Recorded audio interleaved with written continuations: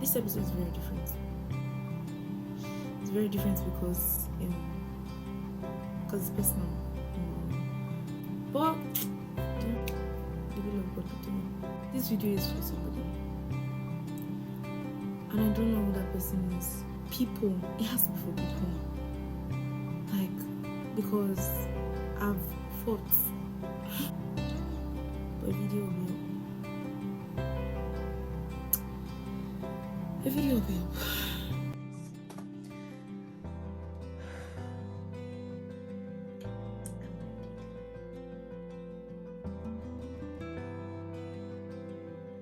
Hi guys, welcome back to God Moments with Tomi, and we're at episode 5. Yes, we've done this thing 5 times and it's only by His grace.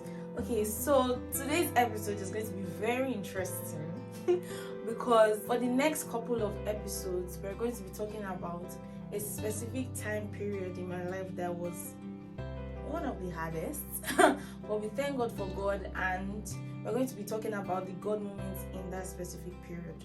Now, the specific period I'm talking about was the time I failed in Covenant University. Yeah, that's right. Beauty and brains, but she failed the course. Yes, but God is faithful. Anyhow, so it was a very, very hard pill to swallow, but I thank God we have overcome. Now, during this period, God really shifted my perspective towards failure, and He also exposed many things in my heart that needed healing. Now, the God moment I'll be talking about today is the power of community. So I will just give a little backstory. So 400 level alpha was the time I failed the course. I failed the course in 400 level alpha, took it again in 500 level alpha, and during 400 level alpha, that was my worst semester because I was isolated. I wasn't really close to my friends. I had friends, but not necessarily a community. I hadn't built a community yet. So I was very isolated. If I needed help, it was very, very hard for me to ask. So I didn't really ask anybody for help. So I was just suffering in silence. So that semester was terrible. And then my result wasn't bad.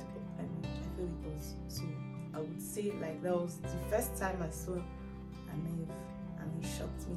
Okay, it wasn't the first time. First time I saw an F, it got revalidated. Praise God for that. But the second time, the team did not want to go. So, thankfully, this happened in 400 level alpha. So I had omega semester, 400 level omega, which was internship. International people do not understand IT. So this was like where we do our internship programs. So it was during IT, and I hadn't told anybody that I failed for months because I don't know how to say it. And before I told anybody, it took like 4 months before I could open my mouth to say it. And it was a very, very hard time because I did not leave my room. I did not eat. They were looking for me in the house. They told me around. And then I didn't even know how to function. Started having panic attacks because, fun fact, it's not a fun fact, it's actually a terrible fact. But then, as at that time, failure was my worst fear as at that time. And God really taught me during that time that whatever you are afraid of, you give power to control how you think, how you act, and even what you say. So God helped me take back authority by helping me going through that storm and shifting my perspective in it. Yes. So I was going to work this particular day, and I was just crying in the car. Like the way I used to go to work very early in the morning. Imagine crying by 5 a.m. What was that? So I was crying in the car, and I was like, God, I don't know what to do. I don't know what to do. And I cannot do this thing alone because it was eating at me. And I didn't know how to say it. I didn't know what their reaction was going to be, whether they were going to. A part of me knew they were going to. A part of me knew that they were not going to condemn me, but a part of me was saying, what if they start looking down at you? So there was a bit of pride in it, and also a bit of like fear of being rejected or being condemned. So yes. I won't just tell you very much. So I was in the car and I was crying, and then I prayed to God that, God, I don't know what to do. Please tell me what to do. And then He was like, tell your friends about it. And during this lockdown period, during the internship program period, I and my friends have been praying every day. So we became closer, we grew closer, we had become a sisterhood basically, and like they became my inner circle and my community, like my guys, my community. And God was like, I should tell them about it. I was like, you're not understanding, I can't say it. And then I was like, okay, if you want me to tell them about it, please give me the courage to, give me the grace to speak up. Good and fine. So I remember the day we prayed, and then I was just bawling my eyes out, ugly crying, you guys, kata everything. I was just crying, and I finally told them, you guys, I cannot even begin to explain what that did for me, like establishing the power of community, because it was a breakthrough. The devil had been keeping me limited in my mindset because of my perspective towards failure.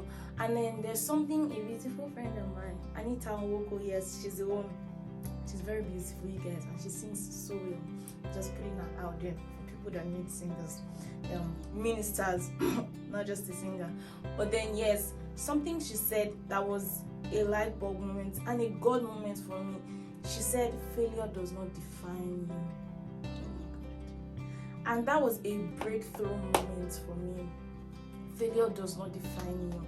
And that was the beginning of my perspective shift. Now, the reason why I'm emphasizing the power of community is because if I kept myself isolated, I would have never known these things. And because I had a flawed perspective, if God wanted to tell me it, I wouldn't be able to receive it because of my perspective. So I was so grateful to God, and I am so grateful to God for the power of community and for Him speaking through my friend to hear those words. Now I am speaking to you, whoever is going through this, I don't know, but God wants me to tell you that failure does not define you. Failure is not a personality trait, it's an action. Do you get me? Yes, I failed at something, but I am not a failure. But anything other than the truth is a lie. I don't know if that makes sense. Mm-hmm. Anything other than the truth is a lie. And the devil would give flawed perspectives of the truth, but it is still a lie. I don't know, I hope that makes sense to someone. I am not a failure. It is not my personality. It is not who I am. But yes, I did fail at something, but it is not who I am. God began to teach me, and He told me this. He said, you can either let it define you or refine you. Now, which one is your choice? And I chose for it to refine me. So that means I had to be very intentional about my mindset and changing my mindset, because the devil will come again trying to feed those lies, and you have to reinforce the truth. If you have to confess it, but you have to do whatever it takes to move on with the perspective of truth, because that is what is going to get you forward. Okay, so I chose for failure to refine me. And there's something that another lecturer of mine actually said. She's my favorite lecturer. If you are in chemical engineering, Covenant University, you know Dr. Alagbe. Yes, she was my favorite lecturer. Some people will beg to differ, but I was her baby, so I love her. There's something she said. She was like, it's not the end of the world when you fail. It is not the end of the world when you fail at something. It just means there's another opportunity to try again. It's not the end of the world. Now, failing a course just means you did not have the required knowledge to pass it. That is all it means. It doesn't mean that you are daft. It doesn't mean that you are not smart. It doesn't mean you are not intelligent.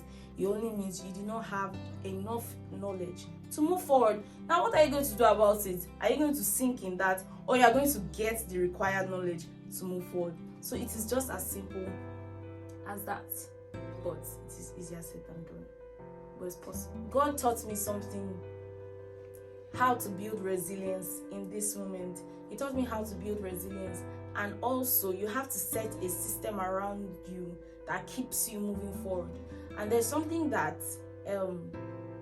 God spoke to my heart, and I actually wrote it down. So I'm just going to take a moment to read it out to you. Begin again. God told me begin again. He told me that every day is a chance to start over, Not from the beginning, of course, but with the knowledge of your bad choices and mistakes in the past. Some mistakes can't be outlived, some bad choices can't be outlived, but how you deal with them determines the trajectory of your life. Every day is a chance to do better. As a matter of fact, every second, every minute, every hour is a chance to live above who you were to who you're called to be. So God told me that, and I made sure it sank in my mind, because it's something that I had to remember every minute, every second, every hour, so that I do not fall in the perspective of the past. And that is exactly why I made this shirt. Begin again. So if you are not doing as well as you thought you would at something, it could be a business, it could be your goals for the year, it could be your resolution, whatever it is, I am here to tell you that it is not over. All you have to do is begin again. And another thing I wanted to announce was that there is an email on my bio, godmomentswithtomi@gmail.com. Please share your testimonies, please share your experiences, especially with failure, and how your perspective has changed towards it. I would really love to come on here and share it, and also help people that have gone through this journey or that are going through this right now. Thank you guys very much. That's